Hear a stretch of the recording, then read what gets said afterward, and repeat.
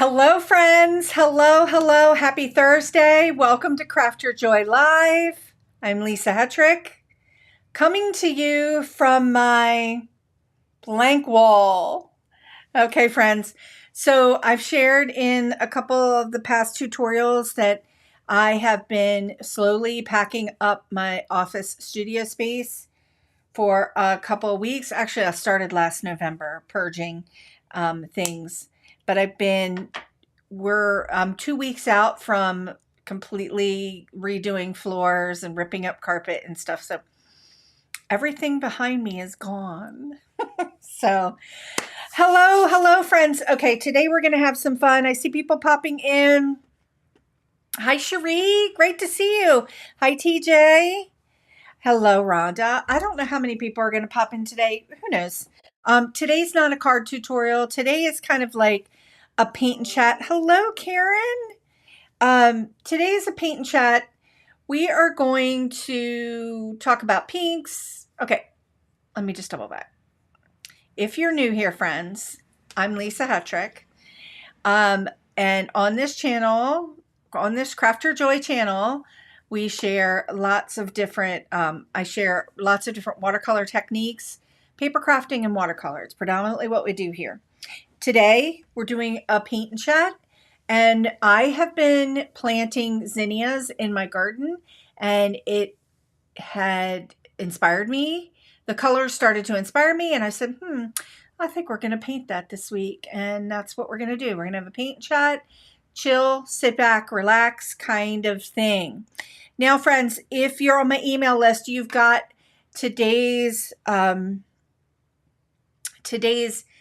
handout sent to you. So I'm just going to go ahead and go to my overhead camera real quick and pop my face in. So if you, yeah, oh, look, fancy.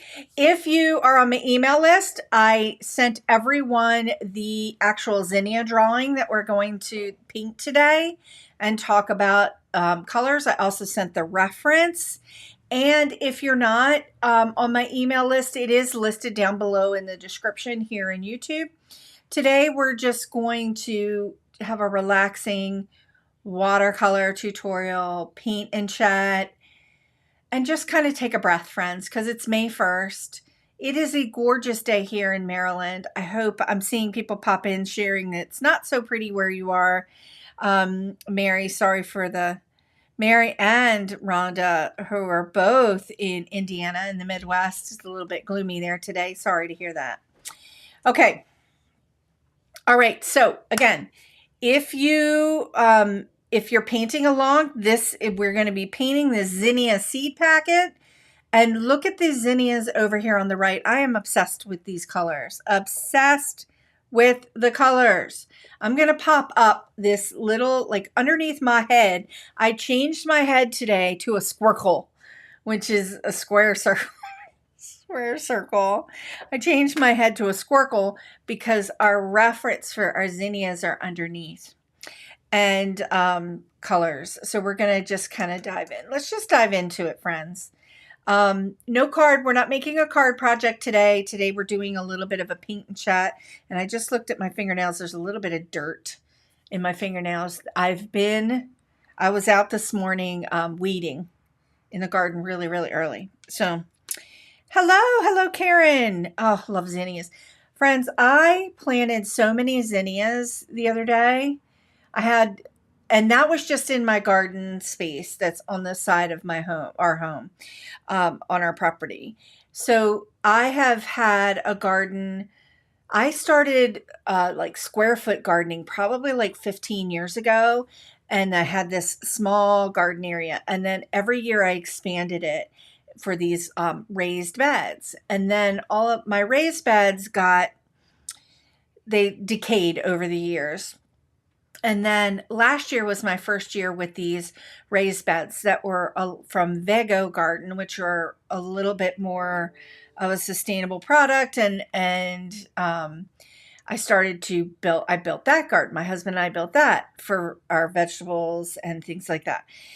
And this year I expanded that garden just a little bit, and then we put a fence around it this year, a really beautiful fence. So I think I'm going to a 24 by 24 space. So that space, I just love it. I just open the gate and I go step into the garden. I have a little table and chair in the back corner. I can paint in there. I have all my vegetables in there, and I also have a very large pollinator garden that I started this year. Last year it was near that garden. I'm kind of rambling about gardening right now.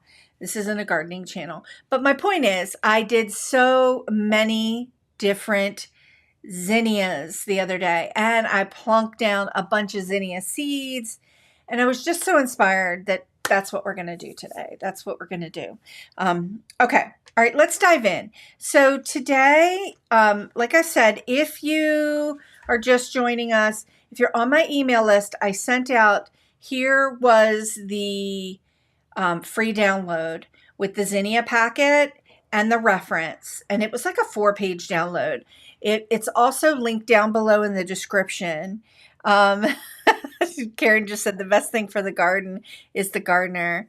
It brings me so much peace and joy to go out there and to experiment. Every year is a new experiment. Okay. And I love doing raised bed gardening. But this past I'll say one more thing and then we're going to get going. The past couple years have been challenging with the deer on our property and critters. And although I love feeding all the critters too, I didn't like that in one night I completely had my garden was completely decimated. So I had all of these alarms and all of these different pie pans and things all around the garden trying to keep the deer out. And they literally did not care about they did not care at all about the alarms. They just literally would walk right past them. Pie pans too.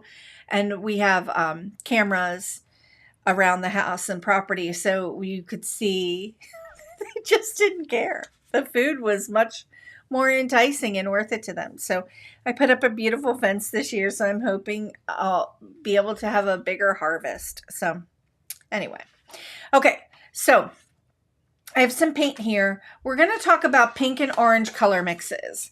So we're going to talk about pinks and orange. My favorite, I'm literally going to break it down, my favorite pinks and favorite oranges, and do a little bit of color mixing, and we're just going to play and have some fun. Now, I was playing around. I was going to do today's tutorial on a cellulose paper that's new to me called Fabriano, and I didn't like it. I didn't like the paper. I struggled with the paper and I was fighting with it. So I was like, nope, we're not doing that, because I did a tutorial a couple weeks ago with the watering can with the Canson cellulose paper, and we had a lot more success with that paper. I didn't even want to get into it. So I was just like, we're not doing this. Okay. All right. The colors that I'm going to be using today, I am going to be using Winsor & Newton. Why? Because I wanted to. 2 reasons. A, I wanted to. B, again, I mentioned at the top of the video that I packed up, a lot of stuff is packed up in my office. So I really wanted to use Winsor & Newton because some of my favorite pinks and oranges are from this brand.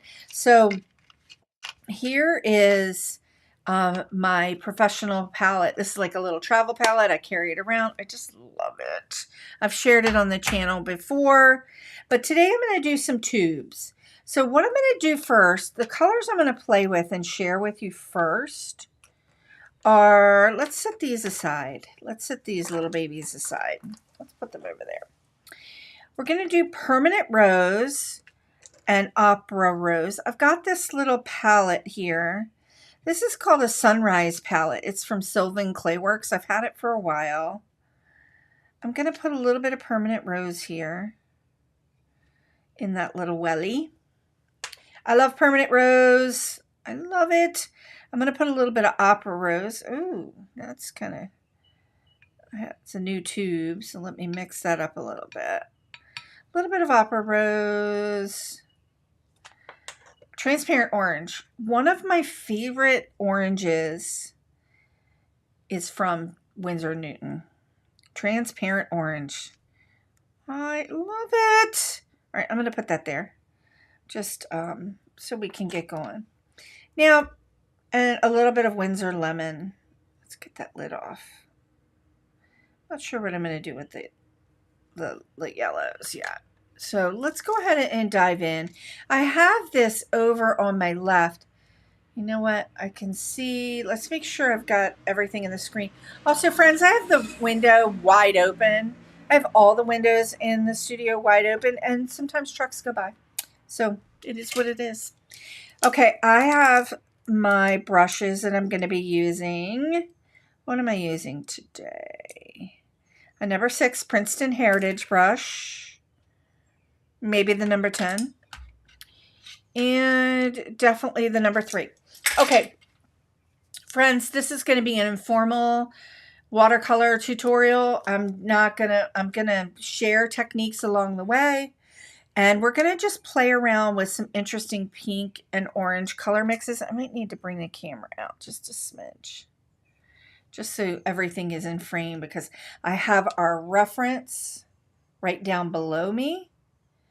And I kind of want you to be able to see everything. Now, on the handout that I sent to you that everybody has access to, if you're painting along, the word Zinnia is in the seed packet. I actually just pre-painted it so that I'd be able to see it and paint it before we went live. Okay, now let's dive in. I'm going to flip this around and do our pink and orange colors. Now I've got some water here, a little water right here, and right down here, or it's actually kind of off. I have just a little cloth, reusable cloth. So I'm going to grab a little bit of this permanent rose. I love permanent rose. I've shared it many times. I think I've done like whole tutorials just on pinks and permanent rose. So let's dive in. I just want to go ahead. I printed this out on 100% cotton paper. I used Arches. Look at that. The downfalls of being a lefty. Okay, love this permanent rose. Let's move some stuff out of the way. Do you need to like worry about mixing pink and oranges and to do your painting? No, you don't. You just need a pink and you need an orange and you'll be good to go. TJ just asked, okay, the paper. The paper is Arches paper, 100% cotton, 140 pound. Okay. This is Opera Rose. Now, Opera Rose is a popular color in mostly all brands. Might be called something else, but most of the time it's called Opera Rose. It's sort of the same color as my shirt. It can be a little bit fluorescent, more fluorescent looking in other brands. But my personal favorite is the Opera Rose from Winsor Newton. Now, transparent orange. Oh my goodness. I love this color. I need this to be over here. Let's move this over here. Okay. Transparent orange. I love this. Okay. The Arches 100% cotton paper is like a super, super thirsty paper. And I'm using this paper because I really don't want to fight with my painting. Like I had to with this paper. You can see when I painted this, like I literally could scrub it all right back up. Although I love the color mixing and I liked using this paper to do some color mixing, I just did not love this paper for painting. So I talked about paper when we did the watering can tutorial last month. I talked about the difference between 100% cotton and cellulose paper, and I used Canson paper. And I talked about some of the issues with paper and your watercolor experience and how cellulose paper is not bad or better or worse. It's just different. It's just different. And when I want to paint for the joy of it, and I want to do a lot of like wet into wet techniques, I tend to lean towards using a 100% cotton paper. Look, you can see that already bled. I use 100% cotton paper because it gives me, the experience is a lot nicer. Okay. I just rambled. It's a total nerd out kind of day. So be patient with me, friends.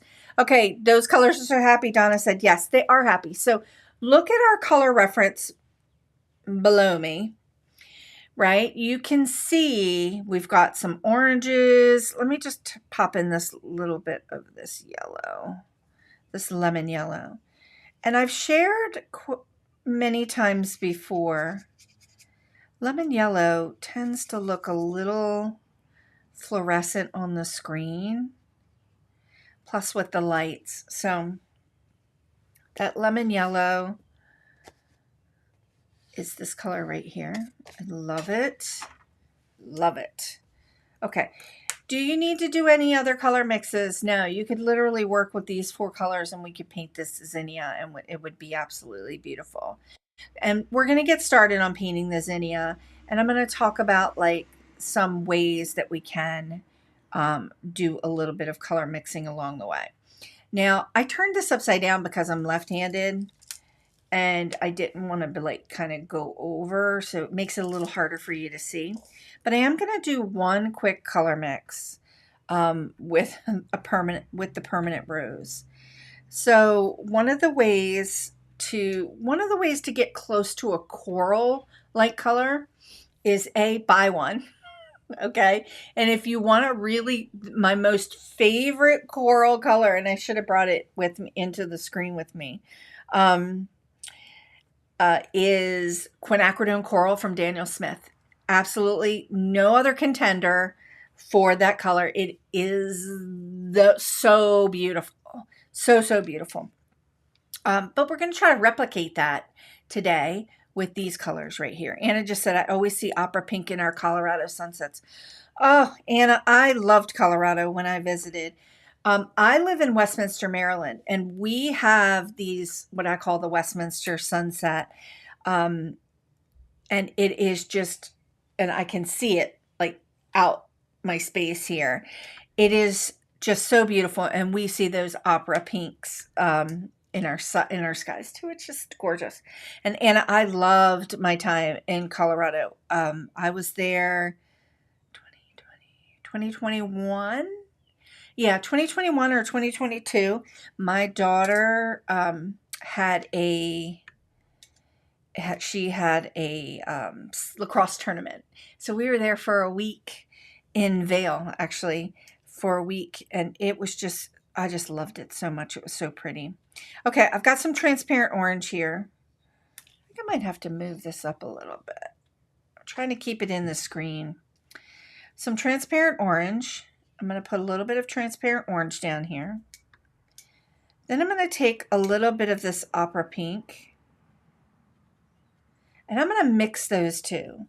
And I'm going to show you what that one looks like. So that's opera pink and transparent orange. And then this is permanent rose, and we're going to mix that in. TJ, I wasn't calling you a nerd. That's okay. You can call me a nerd. I always say I am because I nerd out a lot. Okay, I'm going to get a nice little mixture of this transparent orange right here on the palette.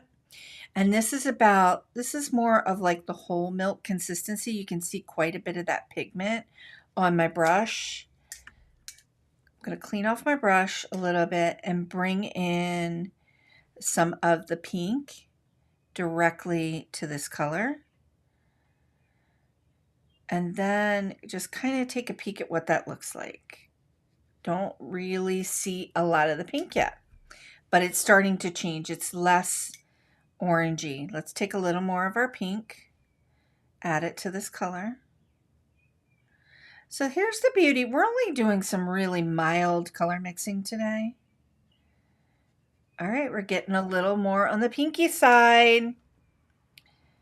Let's add a little more pink to that. Okay.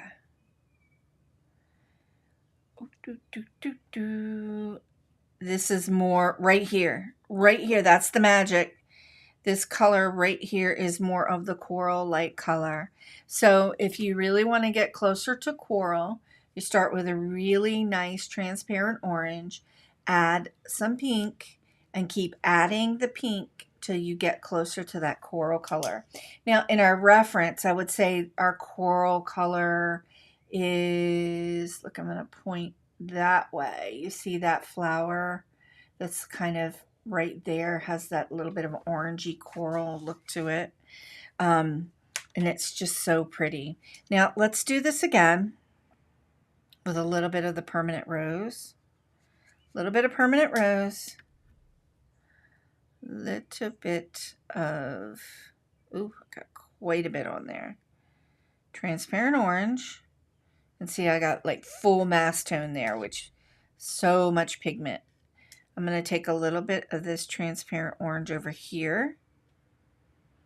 Kind of plunk it down. Try to get as much off of my brush as possible. TJ just, no, Anna said, you've got to see a great piece of Colorado. I did. I really, really enjoyed it. We did a lot of hiking. The girls, they did some whitewater rafting, which was kind of fun. We went to some springs. We also went to this, I can't remember it off the top of my head, but this, on our way back to Denver, we went to this mining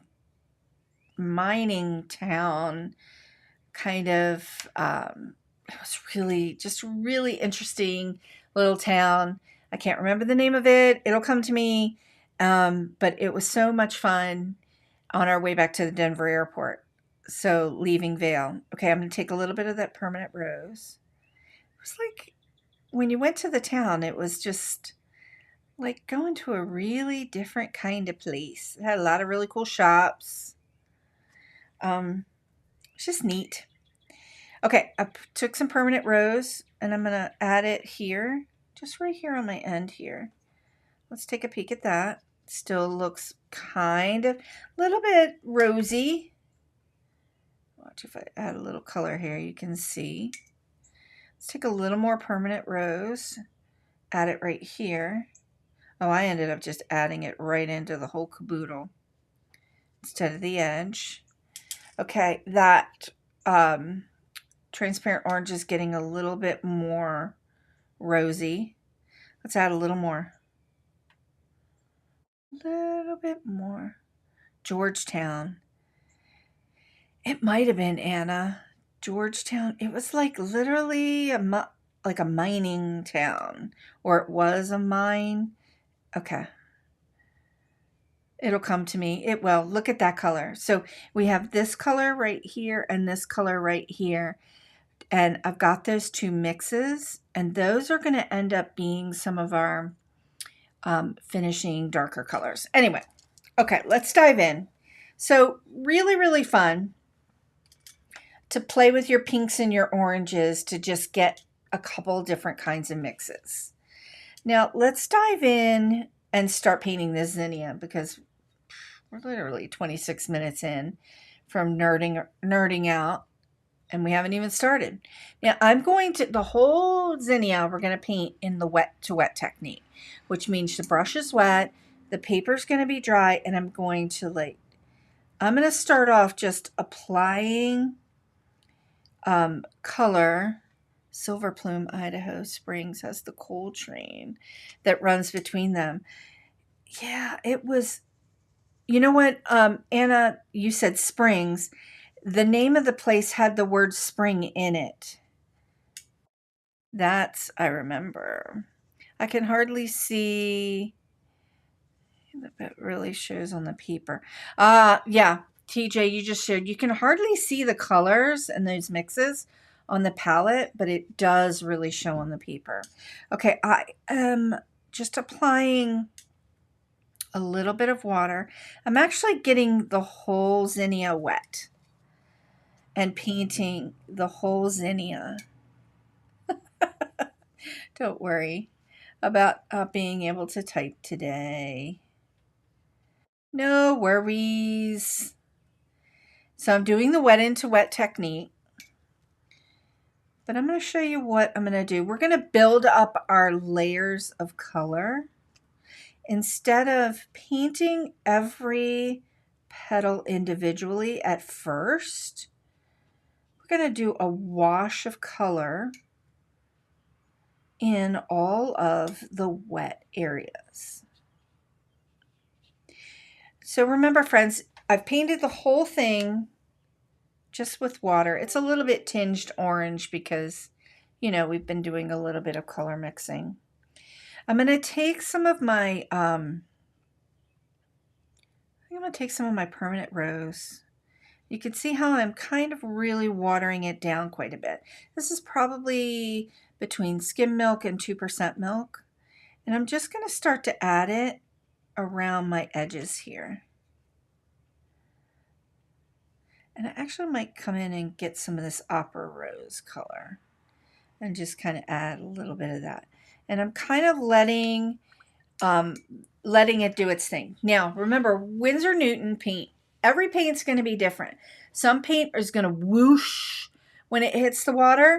Winsor Newton is one of those brands, age-old brand, like lovely brand, that kind of stays where you put it. And I like it and I don't like it. It depends on what I'm painting, right?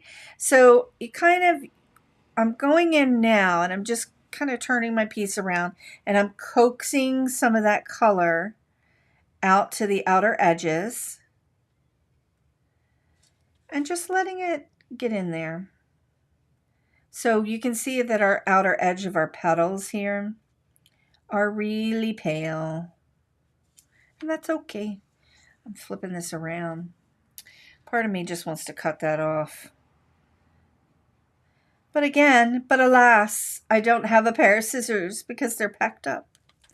And friends, I'm going to go around here and I'm just going to start to pull this color out. You can see I'm not really choked up on the brush. The brush is wet. There's no pigment on it. I'm just kind of holding my brush out here. And I'm just working with the color that's here and just kind of coaxing it out to my outer edge. Now, you could paint every petal individually if you like. And we're eventually going to be doing that. But right now, I am just trying to get that first wash, that first layer of color down on this zinnia that I just drew really quick to make it work. Glenwood Springs. Yes, I think that's it. Glenwood Springs has Hot Springs Interstate 70 Silver Belt of Colorado. I think that sounds really familiar. It was on my way back from,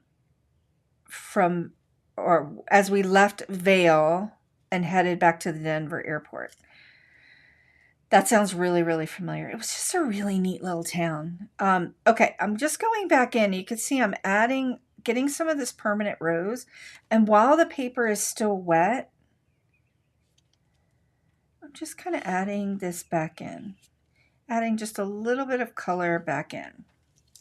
You can see it stays right where I put it. Clean off my brush. And kind of tap that off a little bit. I want the brush to be kind of wet but not sopping wet, and I'm just going to draw out.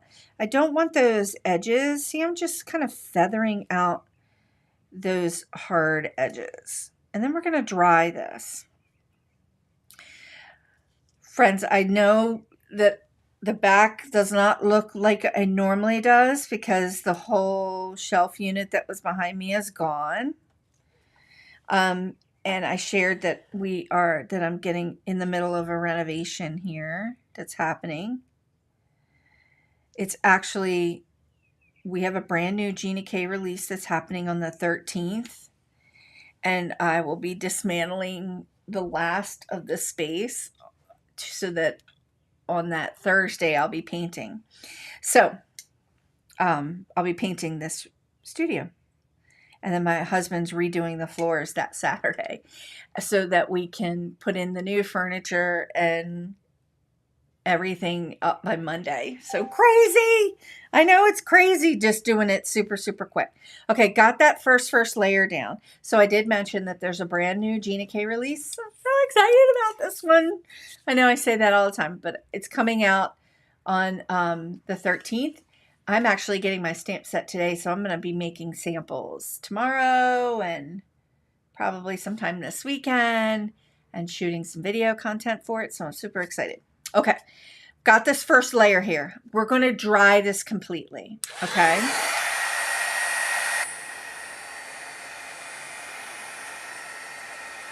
Love it.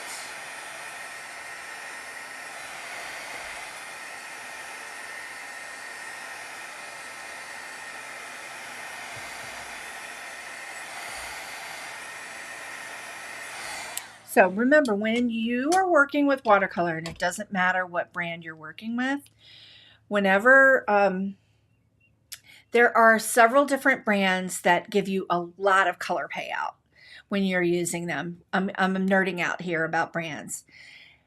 Winsor & Newton is one of them. Daniel Smith's another one. Schminke, like all these other brands that I've shared with you many, many times in the artist quality brands have a lot of big color payout. But it doesn't, when you're painting, that first layer always looks so super duper vibrant when it's wet. But when it dries, when any watercolor dries, it will fade back in value and it will look less vibrant to you. It sometimes might look flat to you. And that is just your first layer. So we just did our first layer. Now we're going to go back in and add a little bit more color, and we're going to glaze in some more color. We're going to layer in some more color. And I think I'm going to work with, I've got that first layer. That's that permanent rose.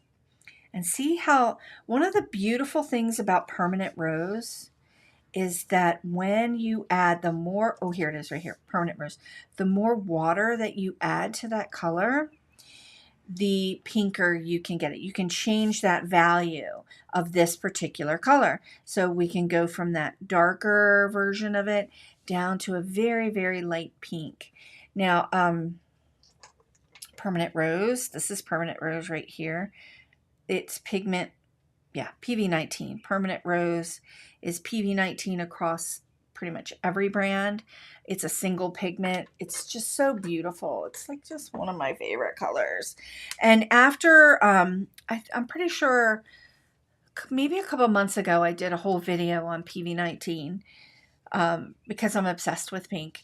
And I will link that up below in the description as well as the supplies, because I don't think I added the supplies down below. Okay. All right, let's dive in. I'm going to take this coral mix that I have here, and we're going to play with it. I still have my number 6 brush.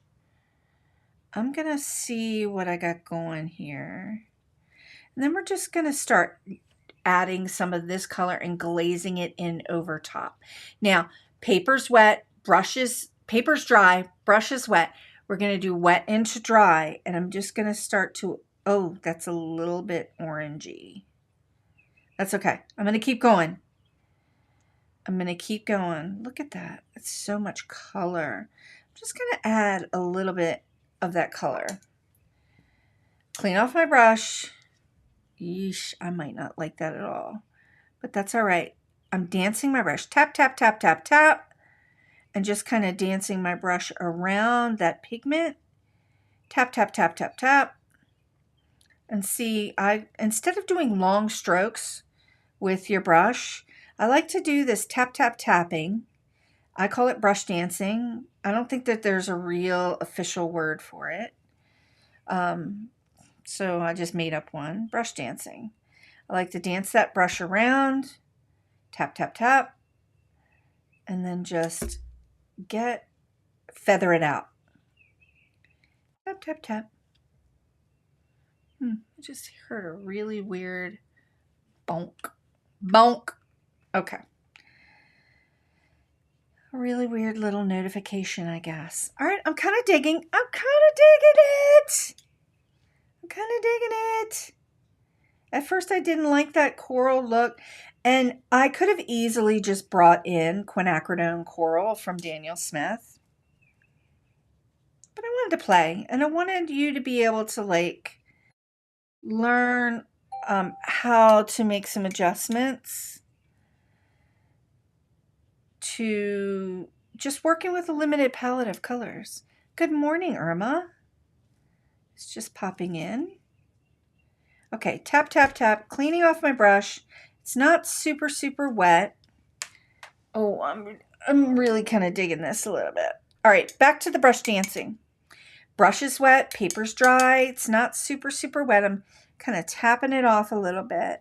And then it's a little bit wet. Tap, tap, tap, tapping it on the pigment and then brush dancing it out. So I'm just dancing my brush around. Brush dancing. I don't know if that's a thing. Let me know in the chat if you've ever heard it said before. You might have heard it from me, brush dancing, because I think that I've been saying it for many, many years. All right, I'm just working with the pigment that's here and just kind of bringing that color out a little bit. And again, working kind of in a little bit of a light wash. This is a little bit of a harsh line. I'm going to come in. Just kind of see if we can fade that out a little bit. Now we kind of centered around that first center of petals. I'm going to come in and work on some of these outer edge petals with that same coral, and I might need to mix up some more. So let's do it again. We've got transparent orange right here, and I want to take some of this opera rose. Pretty sure that's what I had mixed it with. Yeah. And add it in here. Let's take some more opera rose and add that mix into the transparent orange. A little bit more.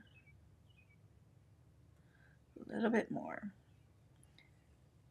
And I just kind of keep going till I get that color that I think I'm going to really like. We'll see. And I'm really just trying to bring out in our reference photo below, I'm really just trying to bring out some of a little bit of a mixture between those pinks that you see in that reference photo and the oranges. And those zinnias, I cannot wait till my zinnias bloom. I have some that are going to bloom soon and some that are seed. TJ, good question. Do you ever decide where the light is coming from first? Not on, sometimes I do, but most of the time I don't. You know why? Because I feel like the paintings that we're working on together are more like graphic in nature and not like realistic botanicals. So sometimes I do and sometimes I don't. If I'm working on something that's a little more realistic and I want to show light and shadow, I will. But we're just kind of having fun with this little seed packet. I think that when we get caught up in some of those, that's way too orangey. When we get caught up in some things like that, kind of loses the joy for me. I'm adding a little bit more pink to that transparent orange. But now, if you are all interested in painting florals in that way, I've done it and I've loved it. Now, what I'm doing is I'm going around and adding these outer petals, just adding some of that coral color to, let's add some right here, to some of these outer petals that I didn't really tackle. I did kind of tackle a lot of them, to be honest. Looks like this one. And I'm just kind of getting a little bit in there. Looks like this one, maybe a little bit here. Now we're going to do a little bit of brush dancing. Some of my favorite realistic botanical watercolor artists, I have two that are like in my top wonderful, absolutely love. Anna Buccarelli. She's amazing. Check her out. She's a Canadian artist. She is amazing. She also has a new book out, and I can't remember the name of the book. But check her out, Anna Bugarelli, and I will after the live, I'll go in and add her information to the description. See, I'm just doing a little bit of brush dancing. I'm just getting another glazed layer of this color. So we can see that because I've concentrated so much of my time in that center, you can start to see it starting to come to life a little bit. But I'm kind of being pretty conservative in how I'm applying color to these outer edges. Being a little conservative at the moment. Won't last long. My second favorite artist, her name is Anna Mason. Oh, her realistic botanicals are just like, when you look at them in her work, it looks like you can just literally grab it. Now, I have painted a realistic botanical like that, and it took me like 12 hours to paint. It's packed away. It usually sits on this wall right here. I painted a hibiscus. It took me like 12 hours to paint. And sometimes I don't want to spend 12 hours on the same painting, cleaning off my brush. But you can do something. I like to work in a little bit of a smaller scale. All right, cleaning off my brush. Because I think that's why I like card making so much, is because the real estate for card making isn't that big, right? There isn't a lot, and you can complete something relatively quickly. All right, doing a little bit of brush dancing and just kind of feathering out some of these little bit of harsh edges. Brush is wet, brush is clean water, and just kind of, all right, I'm digging the color mix. So again, the color mix to create this. Now, I could have easily just painted this straight up in permanent rose or upper rose and then dropped in a little bit of orange. And you can do it that way too. I just mixed these colors up on my palette and then applied them, but you can always mix your colors on your paper. So keeping everything wet and dropping in bits of both colors in the pigment, and you can get that look and feel too. Sending love, Gloria. Catch you on the replay. Will do, friend. Will do. Okay, these outer edges, I'm liking my detail in here, but I think I want to come in now and just add just the slightest amount of color maybe to these outer edges. So you can see over here, I have a pretty washed down version of that pink and the transparent orange. So I'm just going to drop a little bit in here. Brush is wet, paper is dry, doing wet into dry. And this looks kind of messy, right? But again, I'm just dropping a little bit in here, just around the edges. Then I'm going to clean off my brush. Oh, thank you, Gloria. I love it. You guys always like say things in the chat like, don't forget the thumbs up, because you know what? I forget to tell people about the thumbs up and all those things. Now I'm just dancing my brush around with wet water and just working with that little bit of pigment here. I really like this way that I paint is more of like dabbling. You're dancing your brush around, you're staining your paper with pigment, and you're also creating texture along the way. Dip, dip, dip, dip, dip, versus like long brush strokes. I feel like this way of painting, let's take some of that color out. This way that I paint feels a little more like organic to me, and I like it and I enjoy it. And it also helps to paint something pretty quick, relatively quick. Dancing my brush around, dancing. All right, I'm digging it. I'm actually really, really digging this. So now I want to come in and add a little bit, let's dry this. Let's go ahead and dry this completely. I'm going to come in and add a little bit of definition around the petals. Then we're going to go to the outer part of the seed packet and then come back into the stamen part. So let's just go ahead and dry this. It's not super wet.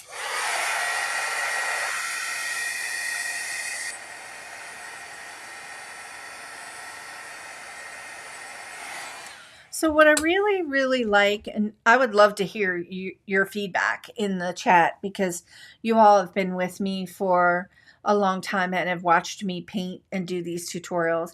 I feel like one of the differences between the way I paint and maybe a realistic botanical painter or other watercolor artists is that I very rarely do like these long brush strokes or washes. Like we will be doing them for the seed packet to cover a little bit of extra space in a quicker time. But when I'm painting a stamped image or when I'm painting one of the illustrations, I tend to do more brush dancing and more dropping in color and kind of dip, dip, dip, dip, dabbing it around. And I feel like I love that. It brings me a lot of joy. And it also feels a little bit more like I get more of an organic look to things. So complete nerd out. Okay, friends. Now, I'm going to come in, I'm trying to decide. No, I'm going to stick with my number 6. I'm going to come in with a little bit of this permanent rose. Now, I have an idea in my head. We'll see how this is going to go. So I'm mixing up, just getting a nice amount of paint here. Mixing up a good amount of this color. Permanent rose. And I think I just want my brush to be not super, super wet. But I want to come in and I want to bring some of the petals a little bit more forward in the illustration, in the drawing. So I think I'm going to be focusing on some of these petals that are closer to the center or that feel like they're closer to the center. I'm just going to apply a little bit of color and in a like a stroke here. And you can see I'm not even dipping back in. I'm just gonna use what's on my brush to just kind of go around some of these edges. I've got that little thing right there that I'm just gonna, let's flip this around a little bit. And I'm gonna see how I feel about this. Just adding a little bit of color. What did you want to hear from us? Oh, duh. I didn't explain myself. What I wanted to hear from you, and many of you have been watching me for a long time, was do you feel like my particular way in which I teach you watercolor is a little bit different from maybe some other things that you've seen? And it could be different in not a good way if that doesn't work for you, or different in a I just kind of try to explain things and maybe give you a different way to approach your project quicker and get more texture out of it. So that's what I was saying, Cherie. So cleaning off my brush, and see how I just kind of going around, feathering out that color and letting it kind of hover the edge a little bit. Do a little brush dancing, tap, tap, tap. And this is kind of a way to go around some of the petals, not all of them, to bring them forward a little bit. All right, let's flip this way. Do, do, do, do, do, do, do. And I'm just, my brush is wet, the paper's dry, there's pigment on the paper, and I'm just tap, tap, tapping. Let's put a little color in there, just tapping, dragging that around just a little bit. And I'm really working on how much water is on my brush. Cherie, thank you. She said, oh, I didn't want to do that. My approach is more attainable. That's great. I love hearing that. I feel like one of the things about watercolor that freaks people out is that it just feels like a wild medium. And just bleeding this out, just feathering this out just a little bit, using the pigment that's here, just kind of tap, tap, tapping it. I also don't want to spend the time to color each petal individually. That's just not something that I find joy in. So you can see that I started, we started this whole painting where we're giving the entire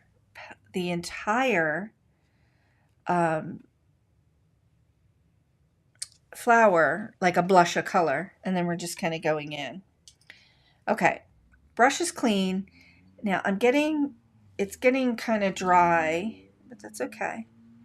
So I'm just reactivating that by just kind of scrubbing it just a little bit and then moving it around. Okay. I'm just going to reanimate that color. And then I'm going to look at everybody's comments.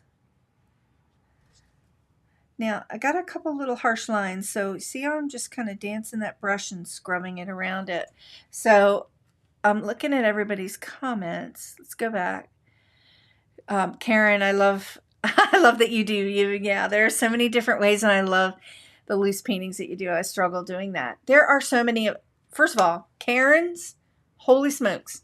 Friends, if you haven't seen Karen's, Karen takes beautiful, exquisite time with her florals, and they're just beautiful.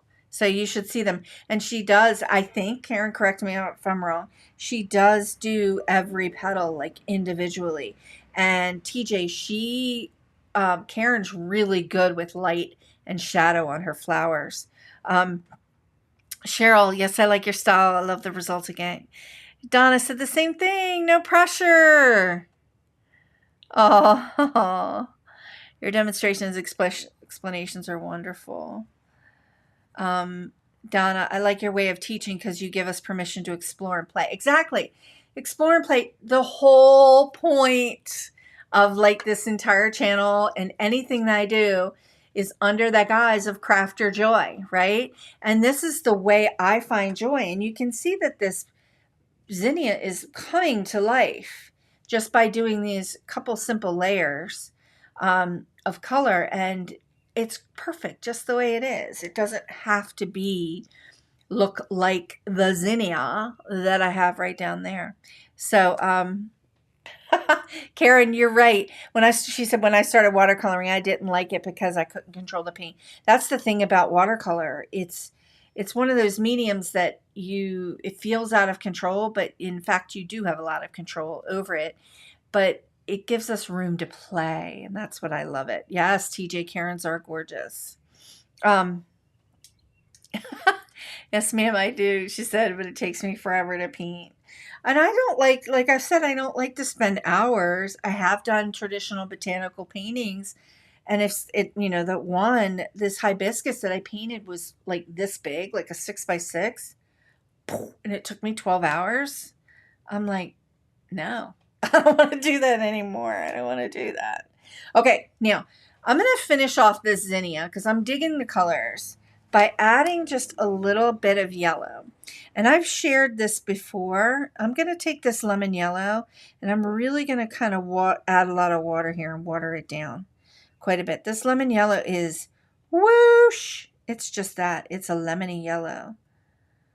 Now I'm going to clean off my brush, just pick up some of this lemon yellow that is at a skim milk consistency, a lot of water here. And I'm going to add a couple touches of it to some of these outer petals. And see how I'm just kind of dropping it in real quick? You could do one petal at a time if you want to. I would say with flowers, as a finishing touch, if you add a little bit of yellow, see, I'm just kind of tapping it in. My brush is wet, but not super wet. The paper is dry. I'm just working with a little bit of water here. When you add yellow in over top of all the colors, you're glazing a little wash of yellow in. It adds a little bit of sunshine, adds a little bit of light to your floral. And I'm mixing, I'm just adding, glazing it in over top of these beautiful corals and pinks. And it just brings, it jacks up the luminosity of the color. I'm going to add just a smidge right here, here, maybe right there. Clean off my brush. Do, do, do, do, do, do, do, do, do, do. Love it. Okay, don't love that right there. It's a little bit wild and wonky. Also, I've got a little stray petal right here that doesn't really have much of a wash on it. So let's go ahead and add a little bit of more color to it and glaze it in. So a couple things I want you to take a peek at before we move to the outer part here. We did some color mixing with our pinks and our oranges to get these kind of coral looks. Did those. Now I added the yellow. I glazed that yellow on top of what we had painted already. And it changes the whole hue. It changes the whole look of that color, glazing it in. You can see here, it starts to give a little bit more of a corally kind of look too. So one of the things about glazing is when you're adding layers of color and then you're coming in with a little bit of yellow, like I added my pinks and I'm coming in with a little bit of yellow at the end. After it's all dry, I can create that illusion of another color coming through. And that's the beautiful thing about watercolor and its transparency. Just love. Okay, enough with the Zinnia. Now let's go in. I think I'm gonna do the seed packet in a little bit of Payne's Gray. Let's flip this around. And we're going to do a light gray wash. The reason why I was going to do blue, but I just made the game time decision to change it to a little bit of gray. Yes, TJ said the last wash lifted those center panels. It totally did. It totally lifted them. Okay, I'm going to do a little bit of wet into wet wash here. You guys are making me laugh today. Cheryl said, Lisa, I think we should call your studio Lisa's Dancing Paint Studio because we dance and tap, tap, tap our brushes. You know what? I never correlated the tapping with the dancing. That's so funny. I love that. I love how I love that, Cheryl. Love that. All right, I'm going to move to a bigger brush, a number 10, because I want to cover a little bit more of a larger area. So I'm just going to go down here at my bottom and just get some water, painting this whole bottom part of the seed packet. And I just whipped this seed packet illustration up relatively quickly. And my water is a little bit tinged with the orange, so you can see that it's not super clean, but that's okay. It's allowing us to be able to see what we got going here. So just really washing in that water. Come back in with a little bit of this Payne's Gray. I love Payne's Gray. Oh, just love it. I love it in almost every brand. I'm just going to drop this in.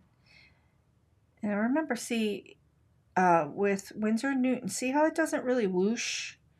Just kind of, it spiders a little bit, but kind of stays where I put it. The brand that you're using might be a little bit different. But I'm okay with it. I'm just going to go ahead and use what's here and coax it around. Because I don't really want this bottom of this seed packet. I kind of just want it to be stained with a little bit of this Payne's Gray. So I'm just going to coax it around, use what's here kind of as my palette.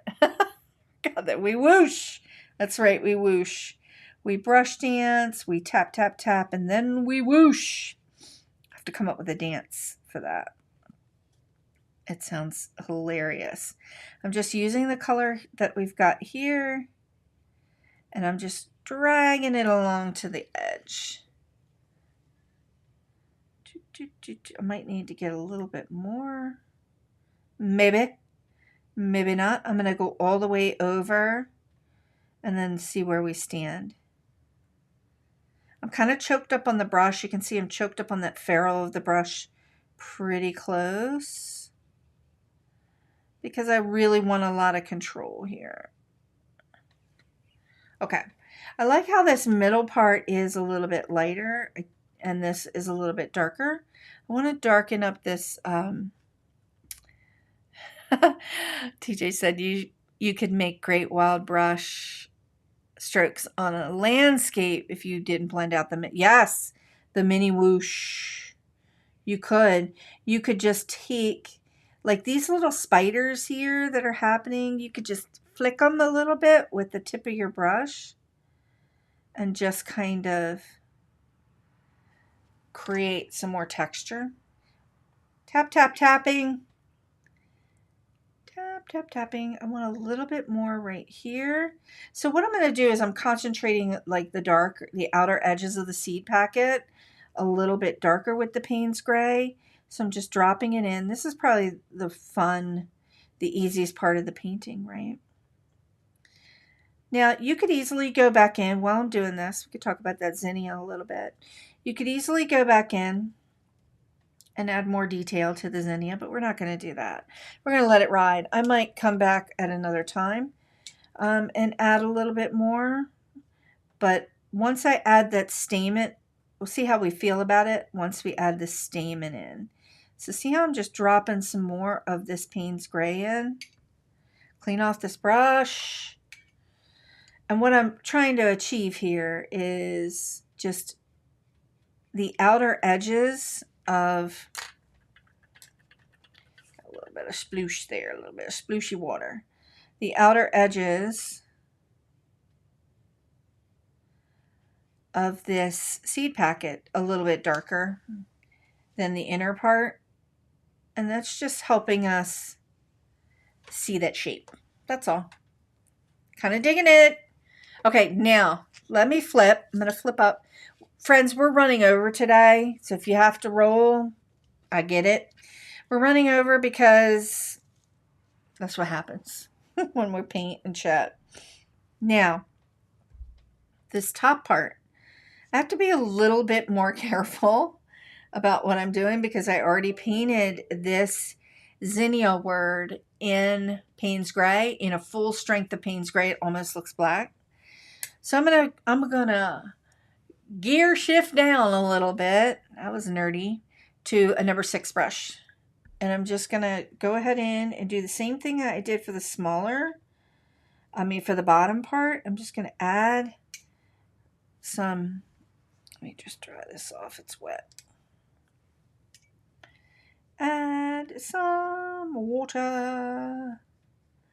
But when I get close to the letter forms, I'm just going to be a little more careful about kind of going around them. And as a consequence of that, it's going to leave a little bit more white. And guess what? I'm okay with that.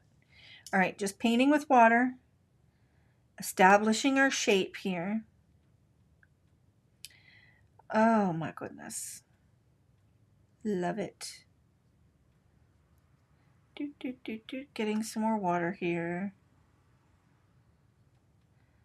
Friends, while I'm getting the water in here, I know that I've already mentioned the next Gina K stamp set release is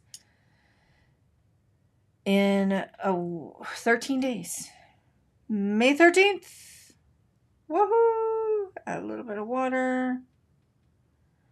A little bit of water. Okay, now I'm going to go in with some Payne's Gray and just kind of drop a little bit of that Payne's Gray, tapping it in around this edge. And I'm really going to be very careful about how much pigment I'm putting on here. I'm first going to just do a really nice little light wash. just snort laughed.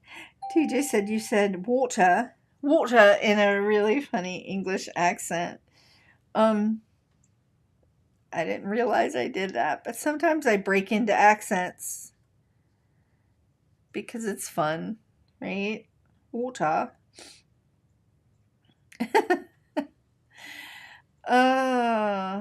Sometimes if you're painting, we're all together today doing this tutorial, but sometimes I'm painting by myself, friends. So, I'm just amusing myself. All right, adding a little bit more. I'm going to come over here and start like in this corner and just get me a layer of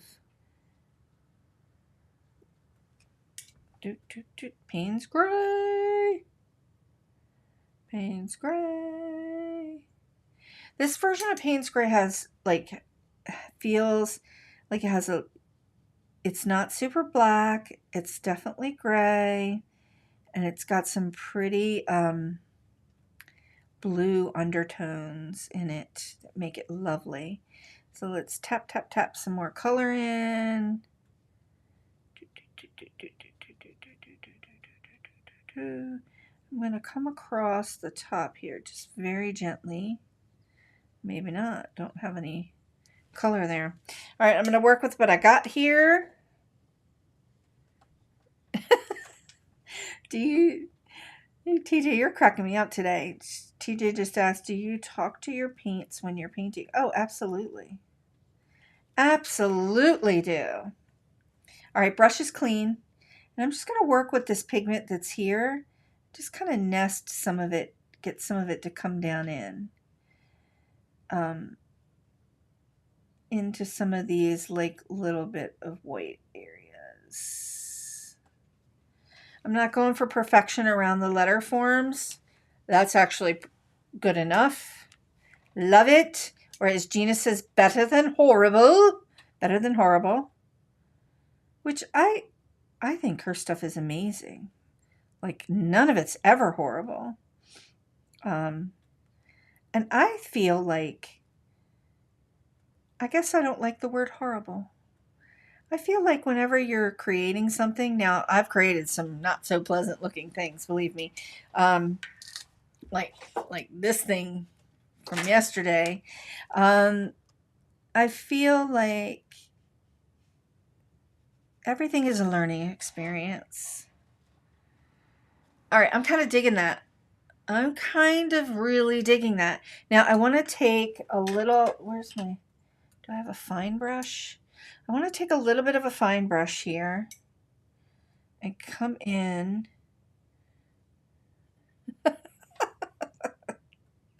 That's funny, TJ, how she talks to her paints. How you talk to your paints. Just going to come in and create a little line here just to kind of close that off a smidge.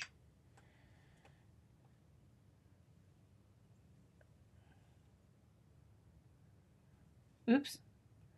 Kind of went into the edge a little bit.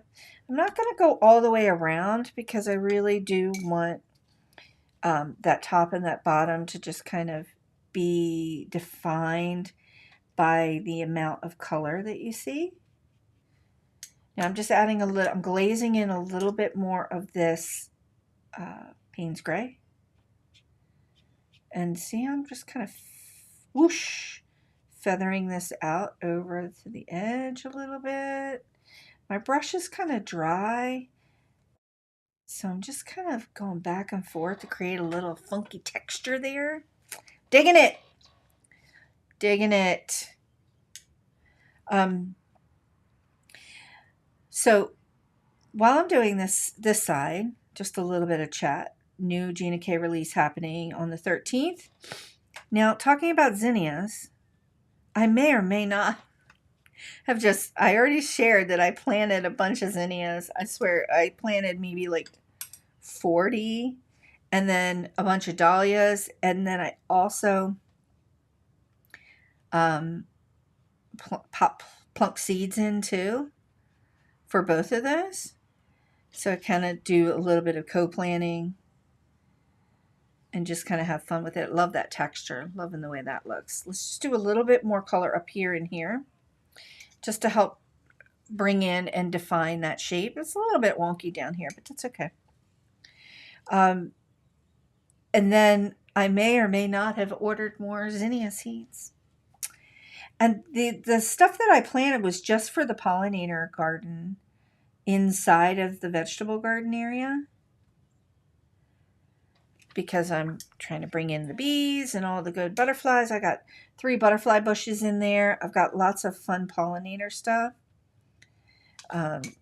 because we need our bees. But I have lots of other areas that I want zinnias to show up. So I ordered more seeds. I'm also going to be sharing it with my my son's girlfriend and her garden. I call her my daughter-in-law because she has her garden too. And zinnias are great in our garden. Just beautiful show of color. Oh, Cheryl, do you plant from seed or plants from the... I do a little bit of both. So I started my seeds. I start seeds indoor and I see what happens and see how they take. I'm usually not very successful with my tomatoes. I started like 10 or 15 different tomato plants. I have 4 that germinated. Did the same technique with both of them, all of them. So I usually end up buying tomato plants. I get my plants from a place called Sweet Bay here in my town, where everything is locally grown here in their warehouse. So I know how they have created things, what their practices are, and I feel like the plants and the fruit are of high quality. So I usually will do that. I'm loving this flower too, Irma. All right, just adding a little bit of color there. We've got that density of color here and here. I'm going to leave it be and go to my yellow part next, and do a little bit of mixing. So for tomatoes, I generally do them from seed inside, and if I can get them to take, I transplant them outside. Peas, beans, onions, lettuces, I all just grow from seed. I just kind of get those things in early. Cucumbers, squash, all the different squashes, zucchini, spaghetti, all the different ones. I do those from seed, and actually start them inside and transplant them out. And then whatever isn't successful from the seed adventures, I will fill in. I also have a bunch of peppers that were pretty successful, and I'll fill in like with a little bit of peppers from the store. This year I've been doing so pretty decent job with the seeds germinating that I ended up spending more of my money on flowers and pollinating flowers. So that's what I ended up doing. All right, I've got a little bit of that yellow. I'm going to take a little bit of this orange. Ooh, that was a little bit too much. Let me pluck that over here. I want to get a little bit of a darker brownish orange. Let me take some of this color. Just mixing some of the things that I have on this palette just to kind of brown that up a little bit. If Karen is still here in the chat, Karen like grows a lot of things in her garden and does a lot of canning. I have never canned before. I've canned once or twice before. I'm not loving what I'm doing here right now. And I'm hoping that my harvest this year, since the deer won't be eating most of it, will allow me to do a little bit of canning. Last year I did more I had a proliferation of cucumbers. So I did a lot of like refrigerator pickles, because my family loves those. And I didn't have a lot of success with my tomatoes. They would kind of not, I don't know. I haven't quite figured out why they weren't so super successful last year, but they were not getting enough. They got enough water, but they would just go from A, they would stay green and not turn color. So that was one thing. Or B, I'm going to dry this and add a little bit of detail. B, they would go from green to split super quick. So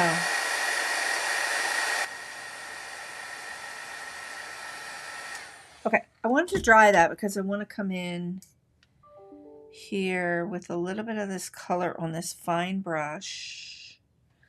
And then I'm just going to like draw in some lines, kind of follow the illustration a little bit to draw in those stamen lines and just add a little bit of detail. All right, I'm digging that, digging the way that looks. Sort of digging the way it looks. I think it's okay. I've got quite a bit of mess here from my hand. The trials and tribulations of being a left-hander is you end up with everything here and it ends up all over. Karen, yes, she is still here. Oh, she says, I do love canning. Well, you're redoing your beds this year, so you don't have much growing, but plan to have having a fall garden. The bug pressure is horrible in East Texas. I hear you, girl. I think, and anybody else out there who gardens, there's this joy of starting your garden, and then somewhere around August, you're just crying because it's mosquitoes and weeds and pruning and like you forget about it. It's like having a child. You forget about what happens when you're in the thick of it and everything is growing and overflowing and you're trying to figure out what to do with it. All right, I'm kind of digging the way this looks. Now, I want to add a little bit of color in here just as a background, and I had brought a couple of other colors that into the mix here. I got Payne's Gray. I think I'm going to take just this tiniest little bit of blue. I'd rather have the deer than the bugs. Yeah, same. So we have deer. I have deers, issues with deer, squirrels, skunks, coyotes sometimes. That's a fun one. Deer, squirrels, skunks, coyotes, lots of rabbits. I'm just taking a little bit of this Windsor blue and adding a lot of color. This is like a phthalo blue. And I'm going to come in, my brush is wet. My brush is wet. And just adding, I'm going to add some water to these outer areas.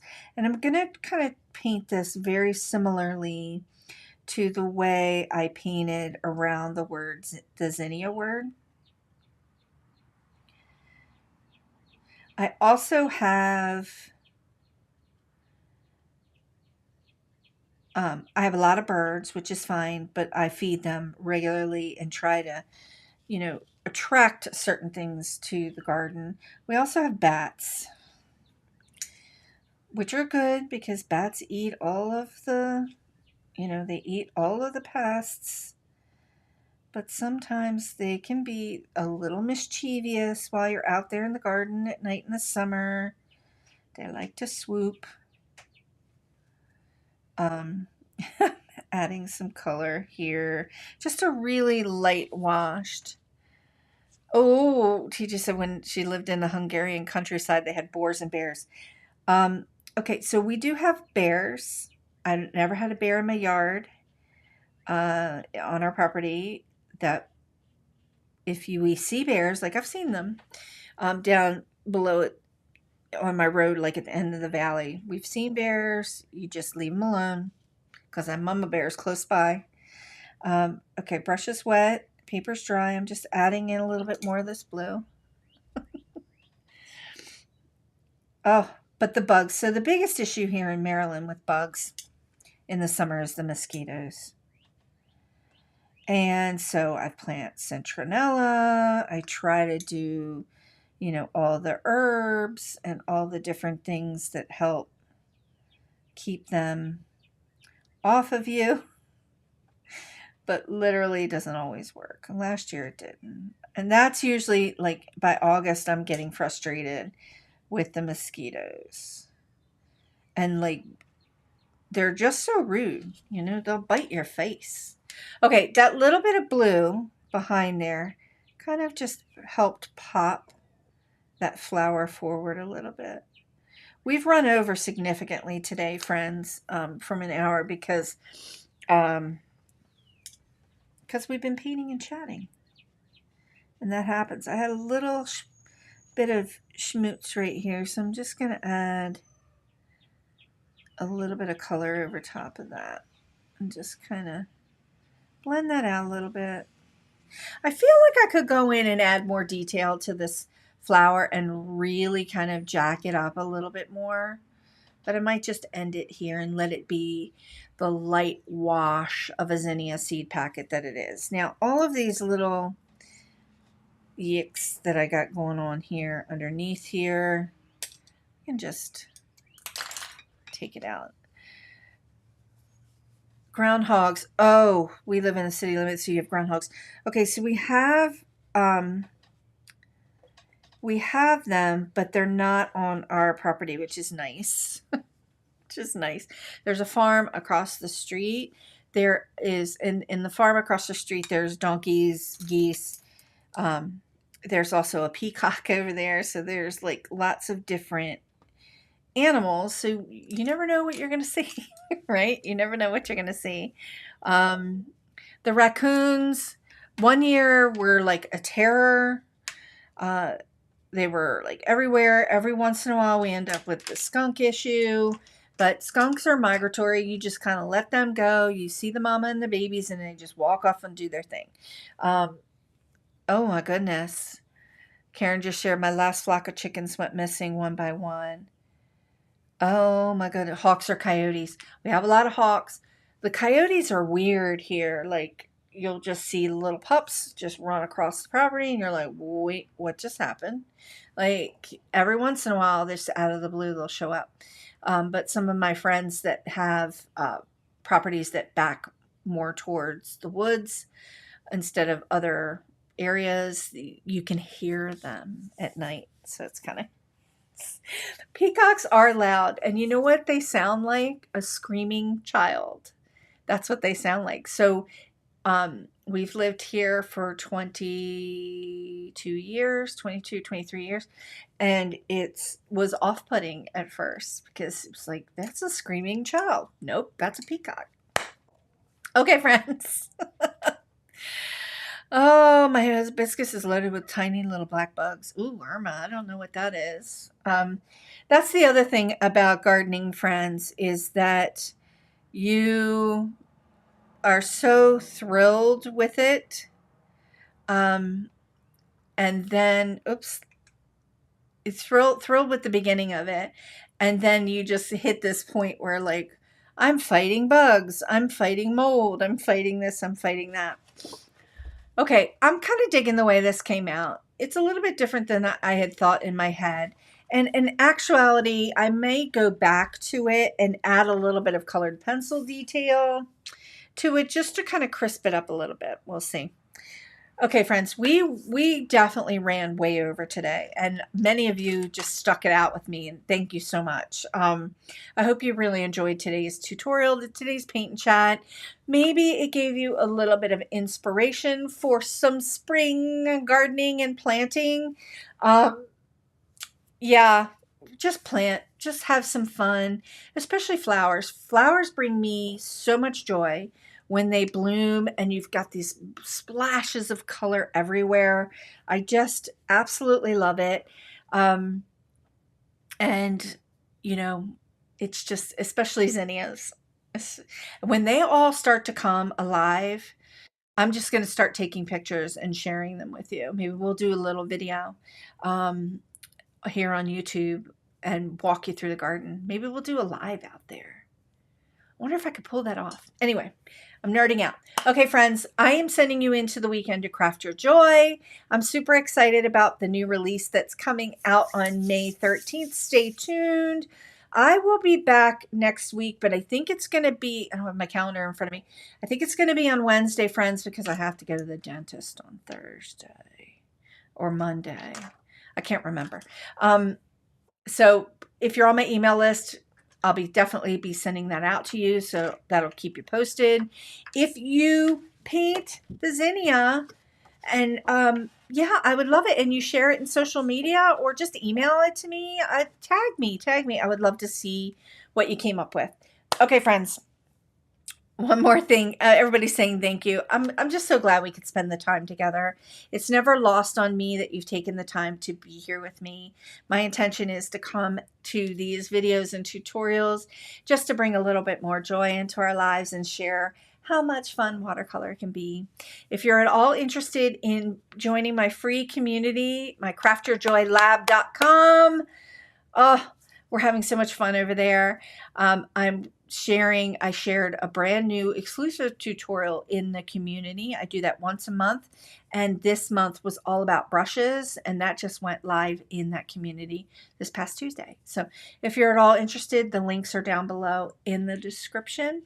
And next week, friends, the back of behind me will still look this bad. We're about 2 weeks away from an improvement. So okay, friends. Yep. Happy May Day, everyone. It's May 1st. It's spring. It's spring.